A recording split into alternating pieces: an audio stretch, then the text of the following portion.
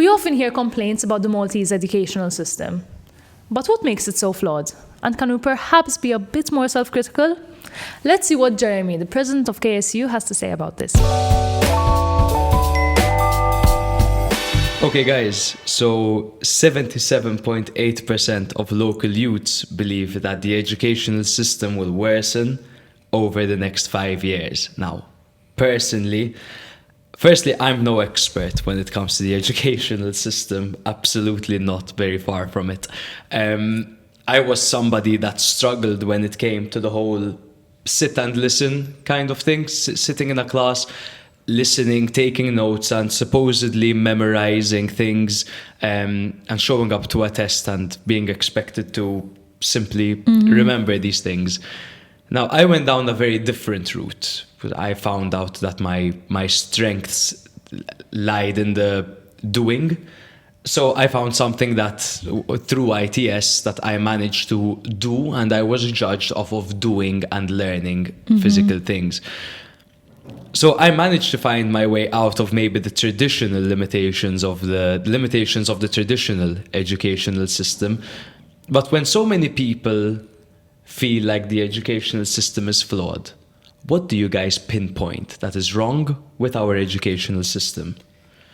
I think it's a very, very easy answer, because I think it's the answer that most people give to why they're unhappy in the education in Malta, which is that it's a one-size-fits-all system. Yes. That everyone is classified in the same way, everyone is taught in the same way, everyone is evaluated in the same way, and automatically you are removing all sorts of creative outlets, innovative outlets, or simply different interests and talents. So the scale of it all is so much bigger than it is. I feel like Matt's example just now is a perfect example of this, because clearly, like, I'm talking about you, but this stands for like hundreds of people, if not thousands, in Malta, where like just sitting in a class and being expected to listen and memorize, and sitting at a desk and memorizing all the material and being able to write an essay about all that you learned. Not everyone is capable of learning in that way. There are different learning styles, yet sometimes the education system, it depends where.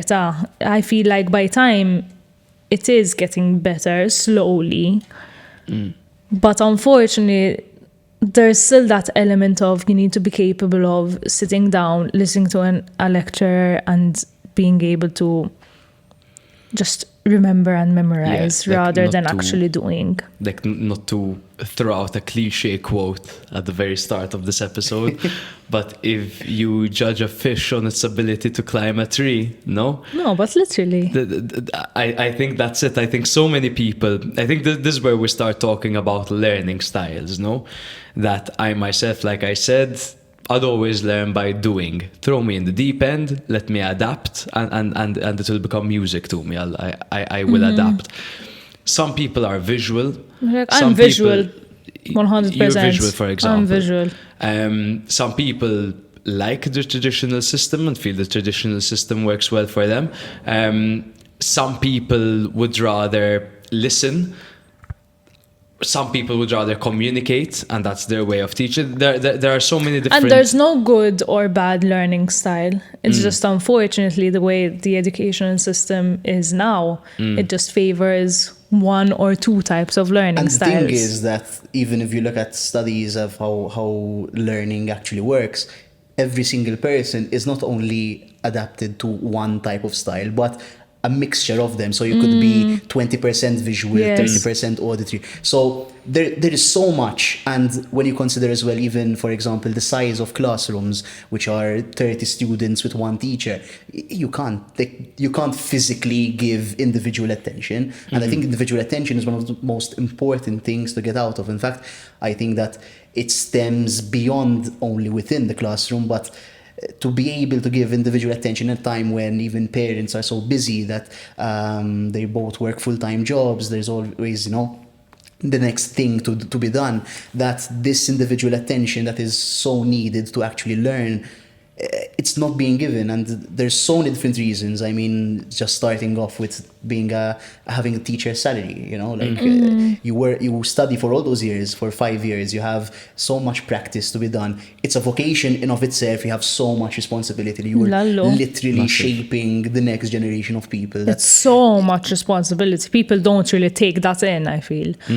Being a teacher is so much responsibility. The teachers I've had growing up shaped me as a person. And I think... Sorry, I stopped you midway through. No, but it's so true, because I remember every single good teacher I've had and every single bad teacher I've had. Exact. They're imprinted in my mind.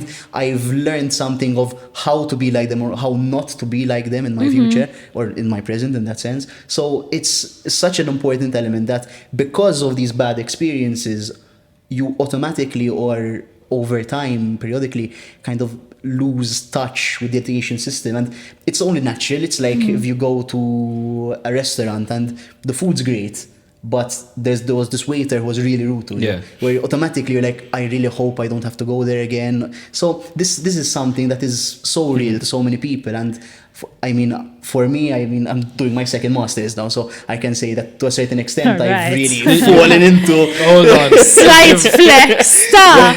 He's doing his second master's. Bro did a master's and he was decided like, to do that's not another enough. No, but in the sense that it's really not for everyone. I fit into it.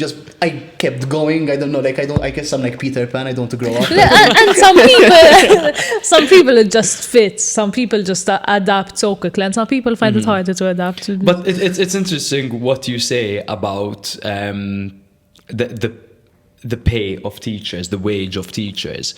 Because as ambitious individuals growing up, you're typically taught to go for maybe career paths that are going to be luxurious for you, career paths that are going to be but then you're always told, do what you love, do what you love. So, but if what you love doesn't pay well, then obviously I have to think about that. Teaching is obviously fulfilling, right? You go in, you have your class, you teach them what needs to be taught, the curriculum, so on and so forth. However, you leave at the end of the month and you don't have enough to provide for your family, you don't have enough to go on holiday, so on and so forth. No, teachers don't have enough to actually get a loan for a house, which is So how can we ensure that the quality of our teachers is of a certain level when we're not providing them with the wage? We've just been saying how important teachers are in our lives, like genuinely, I can remember specific moments, I know their names by heart, of the teachers that properly impacted me. Shout out Miss Nella. Shout out Miss Emily, I love her. No, there's too many to mention. No, but and then it goes into then who are our actual teachers outside of the classroom, which is our parents, our if you go to catechism when you're young, you're the Trina teacher. In fact, I wanted to go back to the point you mentioned about how obviously parental support is very important in education. Obviously, like you're at school for a certain amount of hours a day and then you go home and you have your homework and when you're like 5, 6, however years old, you'd need that support. Yeah, your guardian needs to be proactive. But also it's very common that adults work 9 to 5, if not later. So if your 6-year-old comes back from school at 2, and then you come, like, as an adult, as a parent, you come back from work at 6. Someone asks, I'm 22 years old, m'għandix tfal. Imma meta nasal id-dar fis-sitta ma jkolli ftit xejja. Nasal id-dar u tkellimniex. Like, bħalissa, I get home at 6. Luckily, I still live with my parents. My mom cooks for me, mmur fis-sodda, ma tgħidli li kelless ninżel niekol. Like, I'm very lucky in that sense. I can't imagine being a parent, going home. It's genuinely a lot of work. It's a full-time job. Like, people say it's a full-time job and they're not joking. They're really not joking. Toqgħod tagħmel il-Pythagoras theorem wara 9 sigħat titbal ix-xogħol, man, decadely, ma tfal. And I mean, if you look at it and then from a different perspective of between that 2 and 6 o'clock, you have a 4 or 5 hour gap of loss of learning because you're with, either, for example, you're with your nanna and nannu, or maybe you're literally home alone taking care of your younger brother, maybe cooking something for them. So automatically you're losing time where you should be learning. And I think that a lot of the times we really burden the education system in the sense that we say, because they should be teaching us this, they should be teaching us that, but there's only so many hours in a day, and you should be getting that education in the rest of your hours. Yes. That's something I wanted to bring up, because a common theme, I mean, if you look at the statistics from our study, 85% of students and youths feel that they're not prepared to manage their finances. And that's so true. 82% feel that they're not equipped with stress management skills. You look at 71.1% think there's a lack of education on sexual health. I absolutely agree. I think we're taught so many things growing up that perhaps is more of a puzzle rather than actual value through your walk in life.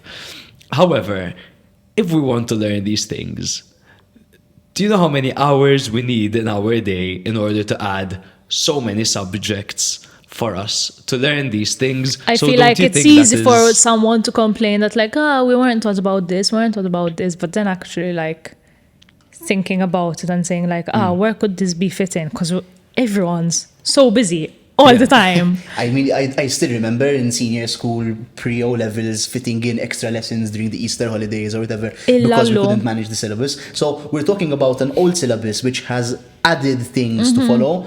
I mean, you can't. I'm not saying they shouldn't be taught that, because 100%, in my opinion, they should be taught, because il-ħaġa li ma nistax nibgħat invoice mingħajr ma nsaqsi l-missieri u mingħajr ma nsaqsi l-arus jew whatever, ma nistax nibgħat invoice waħdi like. Jew ma nafx biex nagħmel l-insurance tal-karozza bil-forsi jrid jiġi xi ħadd miegħi għax inkella panic station, like gravi, I don't know how to handle it on my own. And I feel like that's such a basic thing that I should be able to do on my own.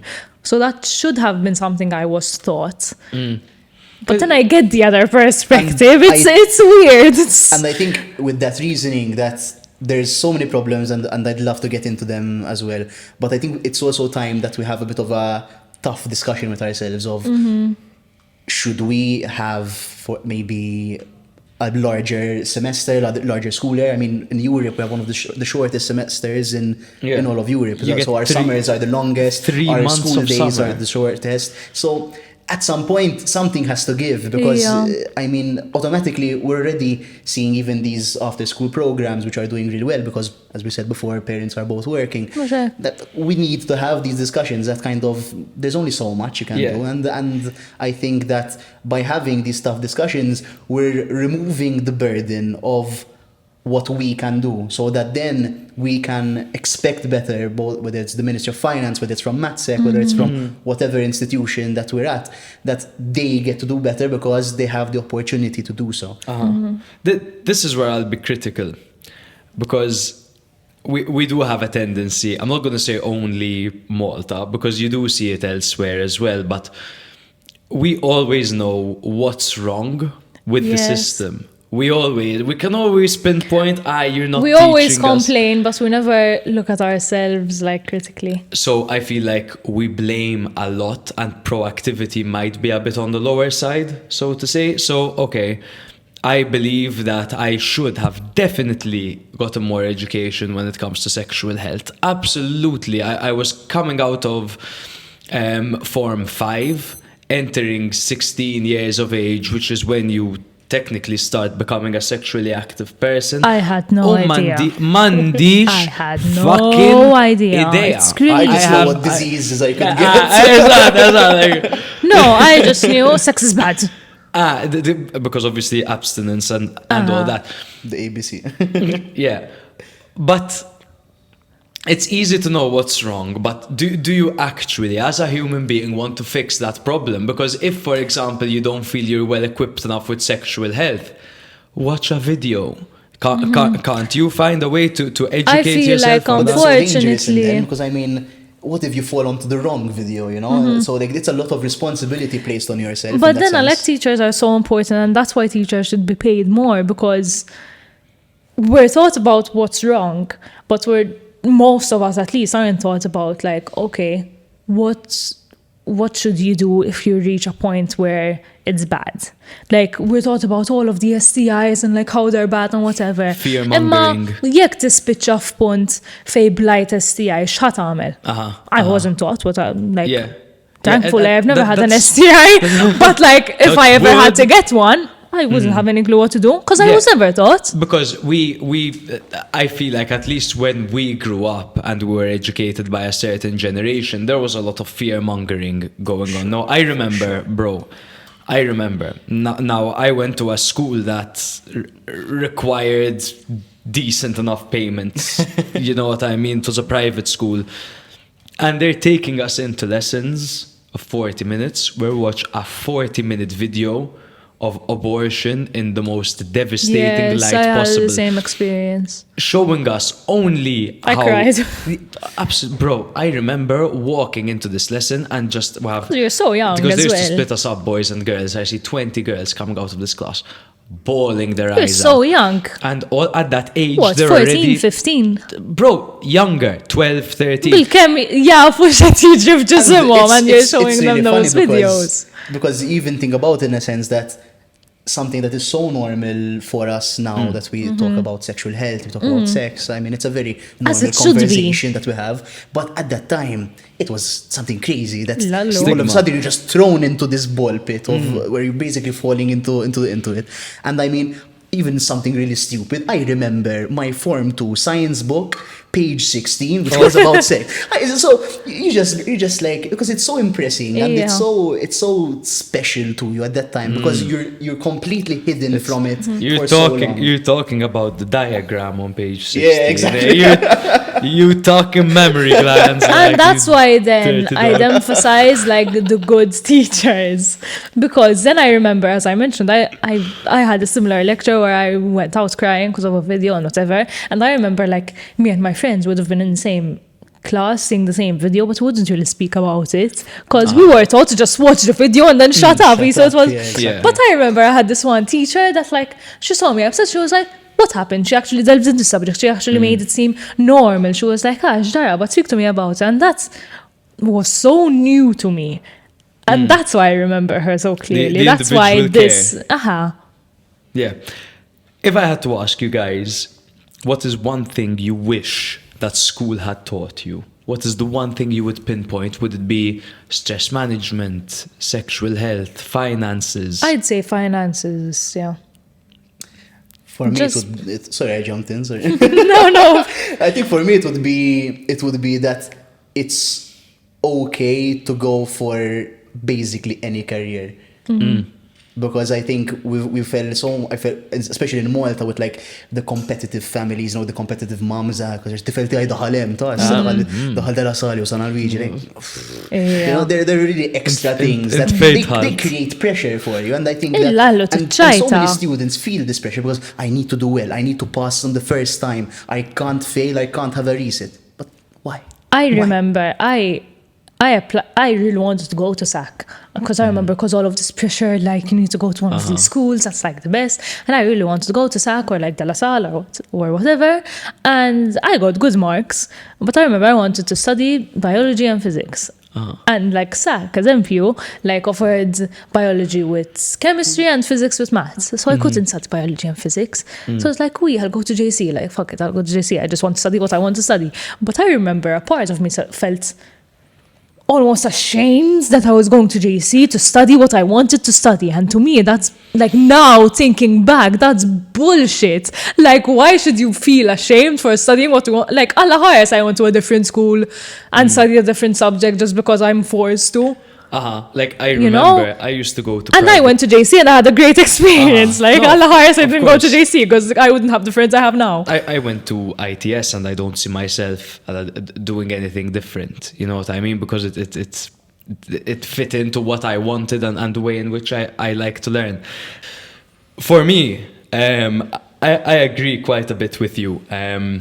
Going to a private school, I felt like the statistics were a little bit too in my face. It's like the percentage of people that came out of this private school that became lawyers is X amount. The amount that became doctors was Y amount. And I'm like, what if I just want to do something a little bit more chill? You know what I mean? So I felt like immense pressure to become a lawyer, a doctor, or something of the sort. Clearly not enough, because I didn't get close to becoming a lawyer or a doctor. But it's just the the mind frame in which they placed me in is like either this, because the statistic is so positive, or it's anything lesser than that, and you're essentially a failure. So that's what I felt when I decided, look, I love catering, I love sales, I love hospitality, and I went for that. I was part of a rare statistic that came out of the school and didn't become a top earner within certain industries. And you know what I think is a really toxic mentality that's coupled with that is that education or getting to a job is a race in Malta. That like you have to, by 23, 24, you have to be working. And it's also competitive as well. Yes, and it really doesn't need to be that way. In fact, I think even from my Erasmus experience in Lisbon, I saw people who are on Erasmus at 28, 29. So these people, enjoy life, Even me, when I was on Erasmus, I properly started appreciating this because from my friend group, I was the youngest. Yeah, me too. And I always felt like, because of the way we're taught as we're growing up, even though I wasn't, I always felt like I was late. Yep. Even though I really wasn't. But then my friend group, they were all older and quasi tipo, they all didn't know what they're doing with their life, which isn't a bad thing. Like they were just going with the flow, which is a good thing. Like, auntie, like, wait, we're in our 20s. Like, this is our time to experiment and figure out what we want to do. And I was there. I was like 18, 19. And I was like, yeah, I know what I want to do. I want to do this, and this. And they all looked at me like, you're the youngest one here, like, relax. Relax. And that's when I properly had that reality check. So that's a very valid point. And that pressure is really gets to people. Because I remember, like, recently I was on a TV program and we discussed as well the education system. And it ain't his first rodeo. He's flexing, No, but I'm giving you context. Context, guys. and kind of the live audience, and a lot of them were young students of like 17, 18, and they I saw you guys thinking in the head. Because we don't have a live audience, and I'm just wondering if you think you're greater. Yeah. And basically a lot of them spoke about this pressure, that they feel it, and it's so prevalent. It's and so I think common.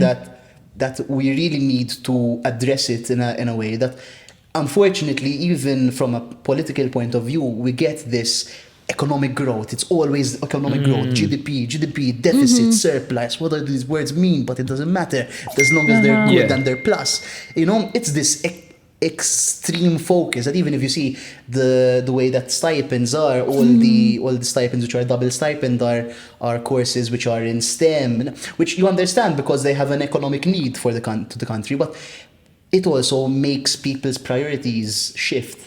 How interesting. And do you think that comes from the grading system? How that obviously, we're all in the same class in biology, for example, and you get 85, you get 89, I get 64, for example. I got the best one. Congratulations, you won in this invent game that I just created. Really, like, wow. I won them. But that competitive nature from a young age, is it healthy? For sure not. No, not at all. In fact, what I love that is actually important, I think, is like the sportive competitive, In fact, I'm currently also studying for my master's, if I can also flex. I'm studying for my master's, but I'm doing it privately. And it's a course that's like based all around Europe.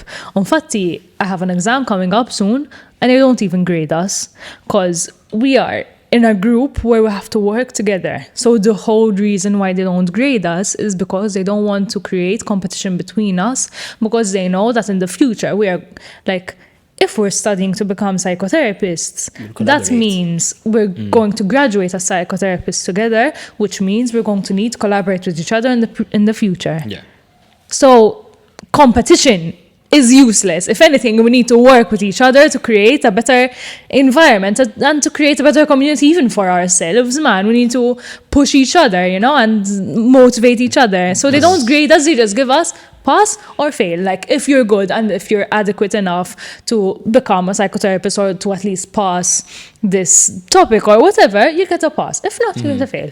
And I, like, when I walked into, like, this master's course and they told me that, I was like, shit, you feel like, that's so not normal for Way me. too Makes you a woke bit for uncomfortable. mine. I was like, To a certain "Kuxe, extent. create that competition." Well, ma, I really appreciate it now. It's crazy to me. I'm still not 100% used to it.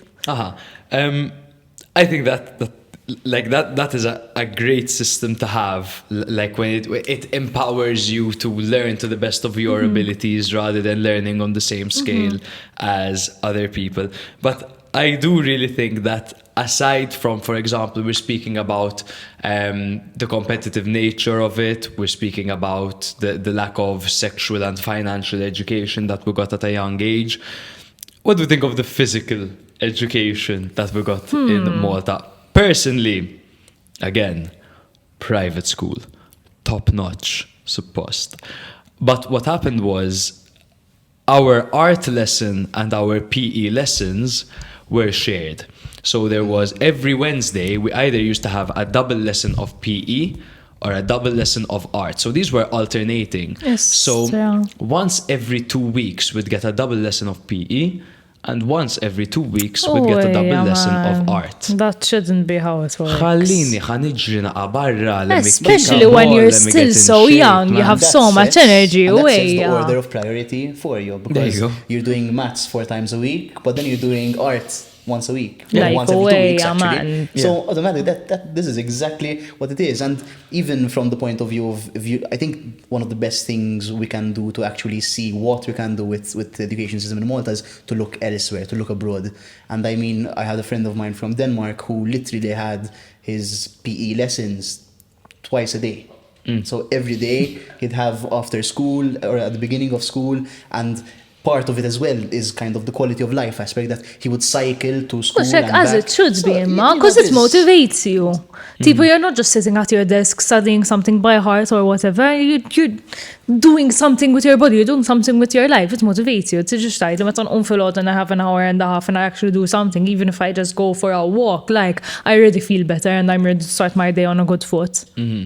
I have, looking back at it now, I have no idea how, as a bloody 9-year-old, 10-year-old, I sat down for 6 hours and listened. I have absolutely no idea how I managed to do that We without. don't do it now, like, The- let the- alone when we had Ma all that tarax, man, energy. nivvintom il-breaks jien il-xogħol, so I'm gonna go print something, and I go for a nice walk out in But the the sun. other you know? idea why children are so distracted and they don't concentrate during lessons and they're not willing to study after school. Give them time to be kids, you know? Like, I understand that kids need to learn and kids need to study, yes, of course. But also, let kids be kids. Yeah. And Let them have a bit of a balance. realistically, you also have to kind of look at how effective is it. So, I mean, just from, for example, your social experiment where you had the O-level results. Thank you for bringing it 24%. up. No worries, no, because 24% passing their Maltese. I mean, No, that's insane. Like, that shows like how, like, is it, do we have a disrespect towards language? That's a separate discussion. I think But- rather than that, like, yes, that is a separate discussion, and I'm sure that's also like a very valid topic, but like me personally, I did that same experiment. And I did very well in my O levels, like not a flex, but I did do well in my O levels. This is the third flex. we should have a ding every time. But I did well in my O levels. Think. But then during that social experiment, I tried the paper, zibela, like 40 xi ħaġa I got. So because they teach us to remember. I don't want to be the Eżatt, guy I that studied shits. to remember like the day after, or the month after, and then after that ma li għadda l-eżami min jaf xi ktibt. I don't want to be the guy that shits on algebra and Pythagoras theorem, because I think it's really important to get out of your comfort zone and learn things Yes. that are out of your Because that's the comfort only zone. way you learn what you love. You figure out puzzles at the end of the day, and God knows the amount of people that solved right angle triangles when they were fucking age 13 that ended up being architects. Who knows? You know what I mean? And I think it's important for you to be able to learn things, even if you're not going to use it in the future, because you're testing yourself at the end of the day. But if you look at our social experiment, which Jeremy, thank you for bringing up, Ding. the amount of people that the average mark in English, 50%. The average mark in maths, 30.5%. Maltese, 24%. Oh, yeah. Science, 50%. General knowledge, 32.5%. Like, that's 12 out of 50, we had 50 people conducting this experiment. 12 out of 50 got an average of 40%. and most of these people taking this test actually did pass and do well in their O Bro, levels. some of them So did their it's a O-levels matter. this year, like. It's a matter of them just not remembering it on their day to day. Yeah.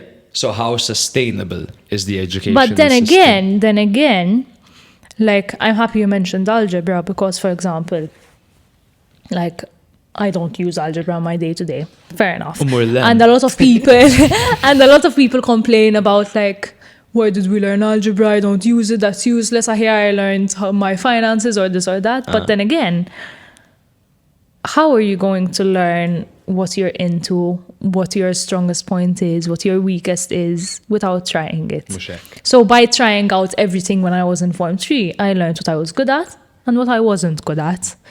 Yes, maybe it should have been assessed in a different way or whatever, and someone off.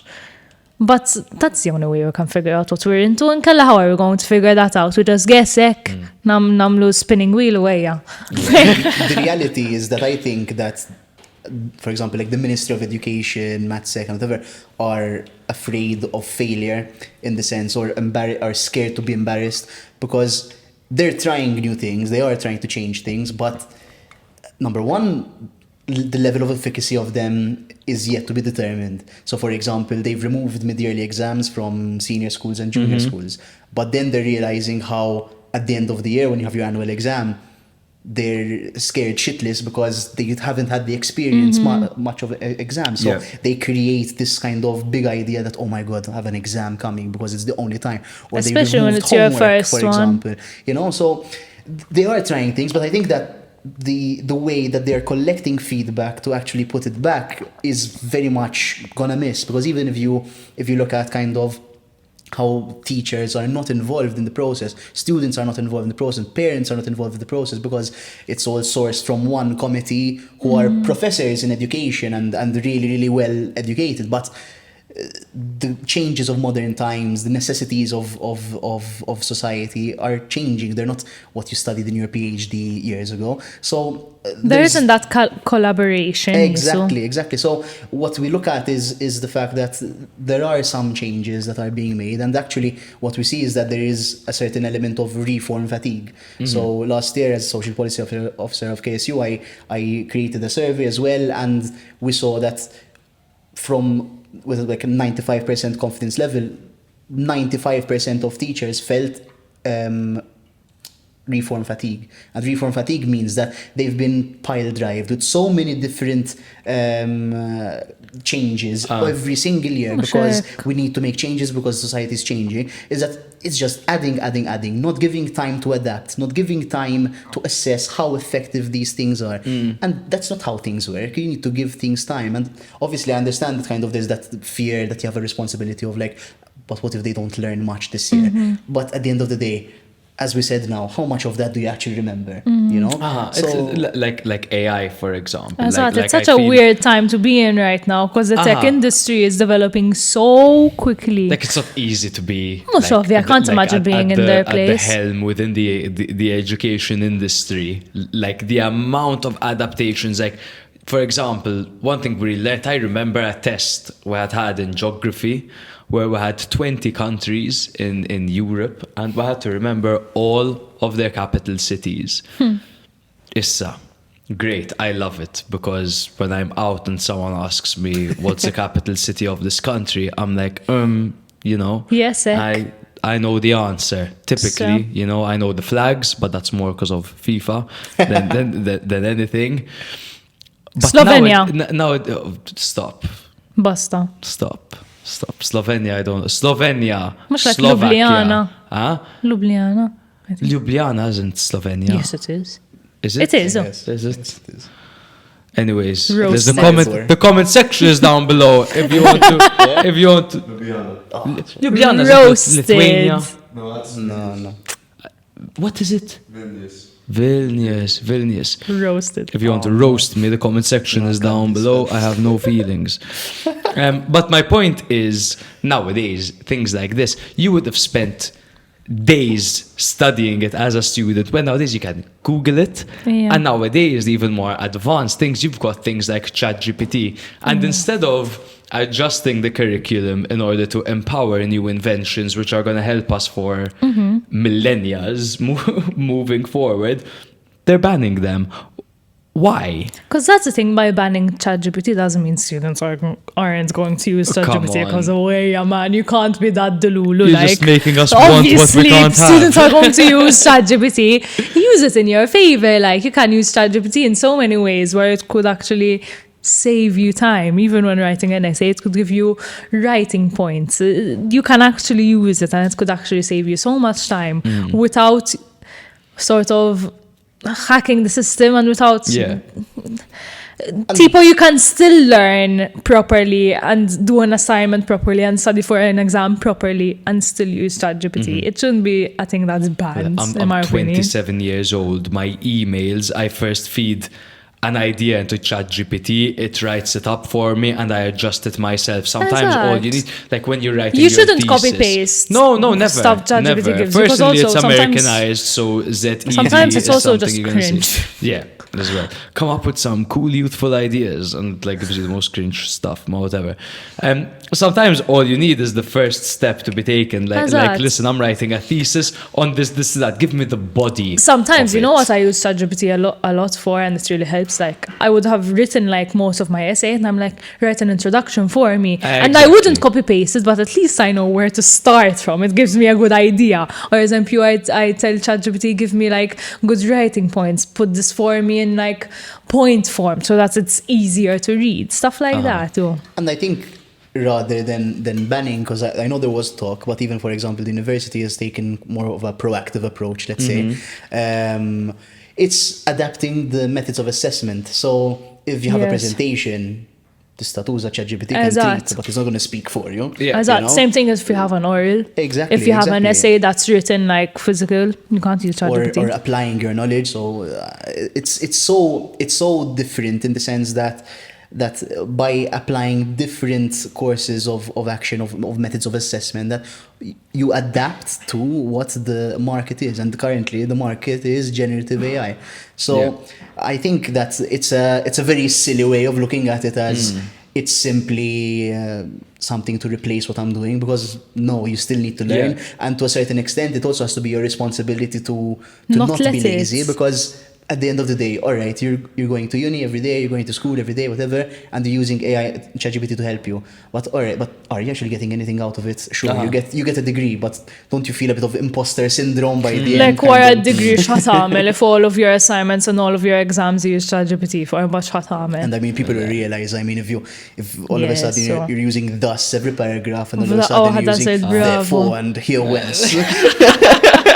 Mushek. Infatti, again, what I love about my master's, sorry, but I really love how my master's works. She just loves No, but I love how they go about these things, because it's very modern, I guess. I don't know how to call it, but as MPU, I have 2 exams coming up, and I have an assignment, yes, which technically, if I want, I can tell ChatGPT to write an essay for me. I won't, because for me, I think that's bullshit. I'll use ChatGPT to help me save time, but whatever. But then I have a presentation. I need to present my essay. I need to present in front of my whole class and my lecturers what I learned after writing this essay and all of that.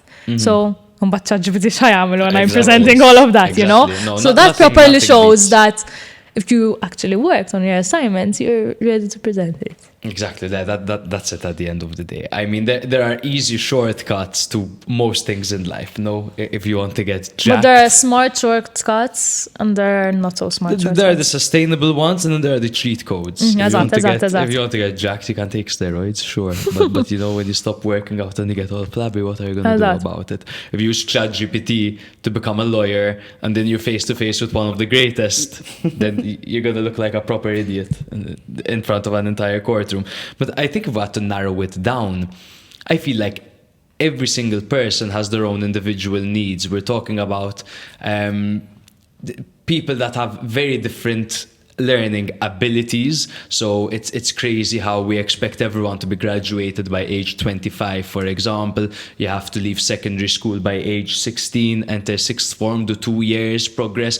When everyone progresses at a different pace and everyone learns in a different way, is there one way, one formula that you can provide to suit everyone? Because this education system we have, I like to call it the sit and listen, right? Which is what we all went through and what the people are going through right now.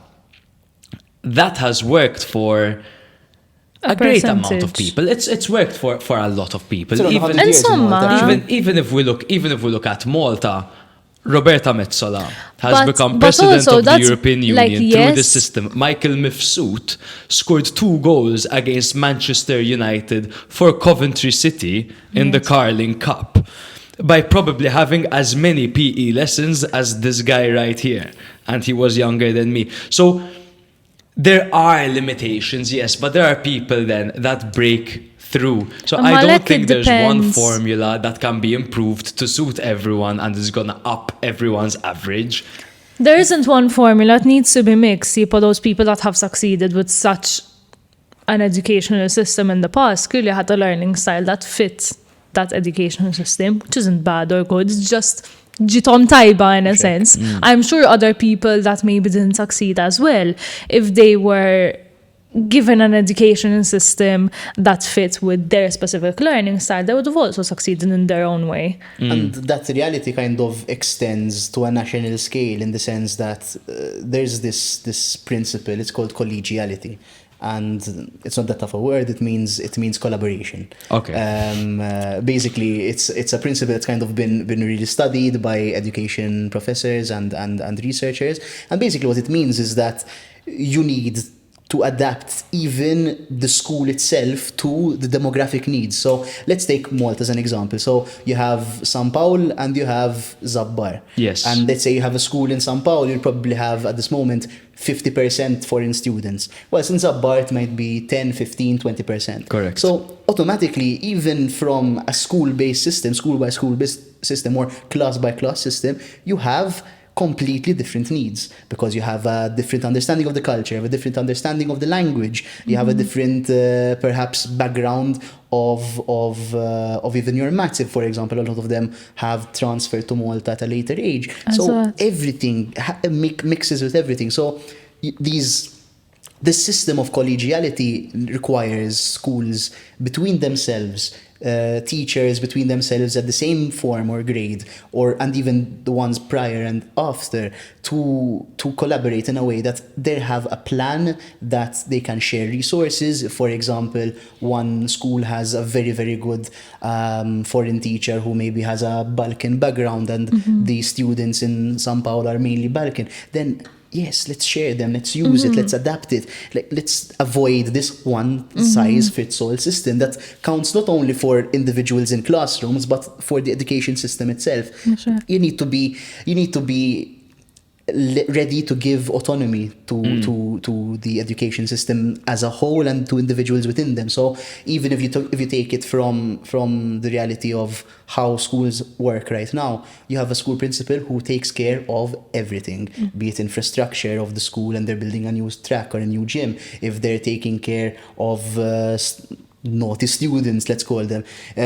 So they have a lot going on. So you need to find a way that you tackle these problems head on, and you say, all right, so you're going to have a head of school who's actually involved going to the classroom. Like, realistically, how often did your headmaster at school go to your classroom? How many times can you remember it? No, like never. Exactly. Never, so never. that is a problem, because if he's, let's say, the director of academics at that school, and he's not even there to see it firsthand, how can he come? And if they do come, they come for those 5 minutes, they sit down next to you, jiggle their keys, Intimidate the teacher a bit. Intimidate the teacher, exactly. The 26-year-old teacher absolutely shitting himself because his boss walked in. So that's a problem when the guy or the girl, woman, or is trying to solve the problem and is not even present where the problem is. Then how can you fix it? And I feel like that's fault of the system, because you can't blame the head if she or he is put in that position. They, tipo, they can only do so much. The max they can do is go for 5 minutes in each classroom. They can't do more than that. If there are so many classes going on at the same time, they can't do much more than that. And then same thing with teachers. It's like, it's clearly a system thing. And again, with these different demographics and all these different individual needs, that's why parents are so important to be part of the equation. So it could be even from PTA associations where they discuss, I'm not very much a fan that you discuss this in PSD. All right, why? And then you can tackle it. You can approach it in a way that how do the other parents feel about it, because they are being represented through this association. And then the teachers can say, we did it because, all right, it's in the curriculum, but it's also important that they learn this and this. So this element of collaboration needs to be kind of all hands on deck. We can't just blame the educators, or we can't just blame the Ministry of Education or MATSEC. It's everyone pulling the same rope. But don't you think at primary and secondary school, let's say the aim is to teach this demographic of students the same kind of things, so you have a certain level that you want to get them by age 15. No, it's when you finish secondary school, age 15.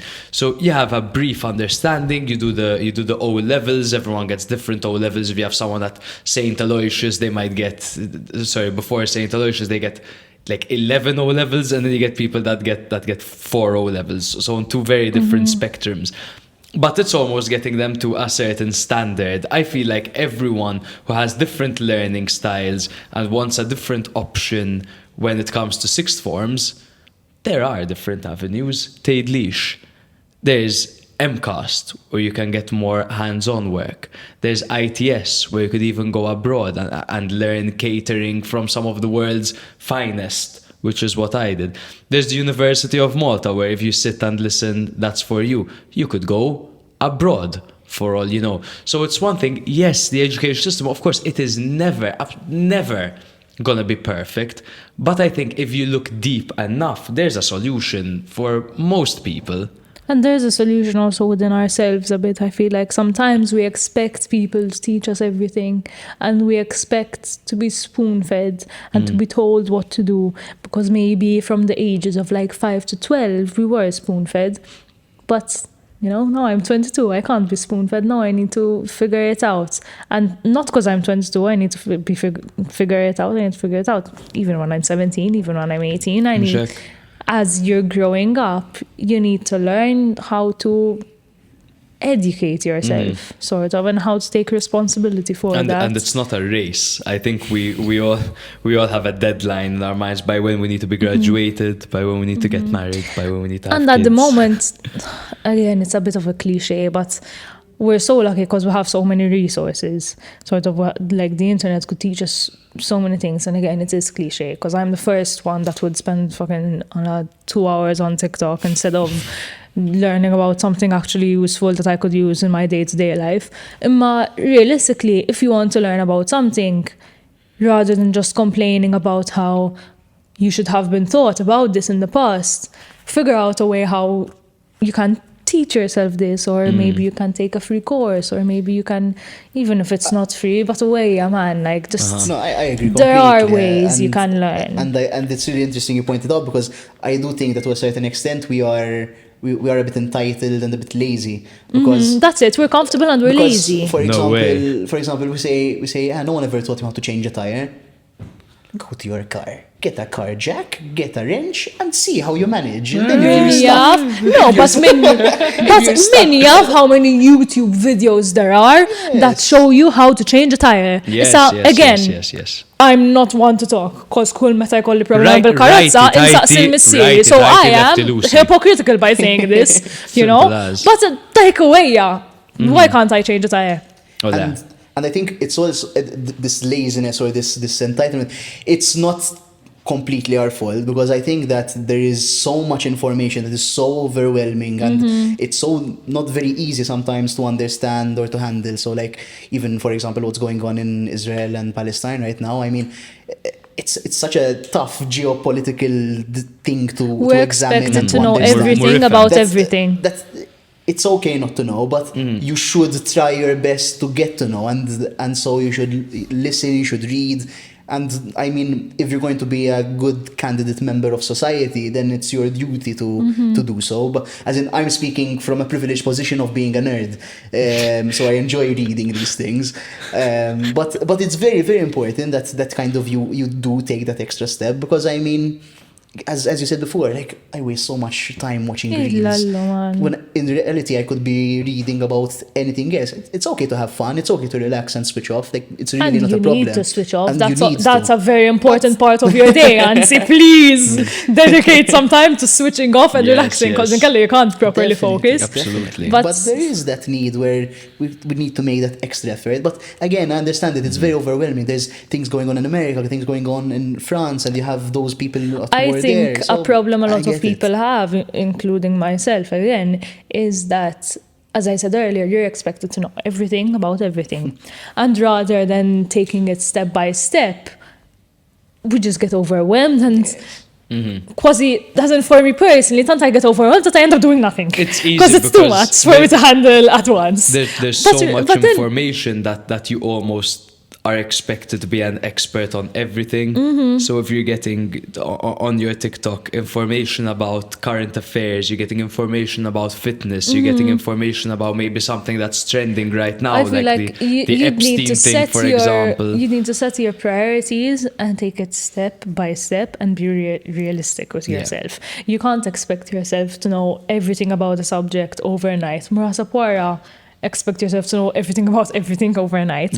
So set your priorities, decide what you want to focus on, and just take it day by day. As long as you're making some efforts every day, I feel like that's good. In fact, like, I have this little thing where my friends tell me, but how do you always, like, win your arguments? And I say, but do you realize I don't argue about everything? Like, if I don't understand something, I'm not going to comment about it. And that's the thing, people need to be okay with not knowing. I feel like whenever people realize that they don't know much about a subject, they panic and they get defensive. Like, just be okay with saying, Istra, ma nafx Istra, I don't know enough about that. Curiosity gets you a very long way. Can you tell me, like, Istra, I didn't read enough about it. Tell me. Like, that's not a bad thing to say. People need to be comfortable with that. And I think that comes and then also an element from the education system where it does not give enough time to sociability, where kind of you actually get to ask these questions or not, because you actually speak to people, you get to know them. It could be a stranger, it could be an acquaintance, it could be your friend. But I saw it, for example, when I was on Erasmus as well. Like, I was so much more open to speaking to people about anything and everything there compared to here. Not because Maltese or foreign, it's just the environment in which you're in. It makes you feel comfortable to do so, because it's evident that they are also comfortable doing so. So I think we need to calm down a bit with all this pressure. Because I mean, even for example, myself, I take myself as an example. In my lectures, for my 5-6 years at university, I never answered any question made by the lecturer because I was worried I was going to say something stupid, something wrong. To be fair, it's granted because some lecturers are really rude about that and some. But we need to cool it a bit, in the sense it's okay to be wrong. You're not stupid for asking questions. Man, that's how we learn. Allah, you're expected to know everything like this. Al-ħares you're expected to answer every question perfectly. That's how you learn, by answering a question and butchering it and then being told that Isma should have done this and this. Well, that's with absolutely everything. I think you learn more through what you did wrong than what you did right. It's like work. Like, for example, when I went into like a proper legal job, as a not illegal or legal, like law job. He's gone legitimate. Finally. I was like, I was feeling really stupid, and I was really feeling not offended, but I was like, oh my God, I'm terrible, I'm really bad at this. Because I was getting so much, not criticism, but like feedback Roasted. of what I should be improving. And it should be so natural and it should be so okay. But I every time felt, oh my God, they're going to fire me because I'm not good enough. And then slowly you learn and you learn so much. And within a few years you realize I can't believe I used to make those mistakes. you Yeah. know? But Yeah. it's okay. It's okay. For sure. I think we're a bit over time, but I think we covered most of the topics. Realistically, that we I had to. feel like we could speak about this for hours. Nah, I think so. I think so. Look, again, we're no experts on how the educational system should be improved. This is just our 2 cents. It's very different Yeah. people going through the same walk through But life. it's good to speak about it, and I hope a lot of other people speak about it even between themselves, because I feel like sometimes people aren't comfortable to bring it up as well. So I think it's okay to struggle within the system. It's just find what works for you and run with And- it and empower it. sort of realize what you can do better rather than just complaining. Think critically about yourself as Yeah. well and see what you can be doing differently. Even maybe something happens and you're not at fault, fair enough. But if you can be doing something that's better as it, Yeah. think a bit critical. I think Michael Mifsud went on jogs during the week, before he scored 2 against United. Obsessed. I don't think he did a double All right, lesson of Matt. PE once every 2 weeks. Okay, Matt. He went on a jog, did some treadmill, did some step overs. I think he did that. Okay, But anyway, yes. good for him.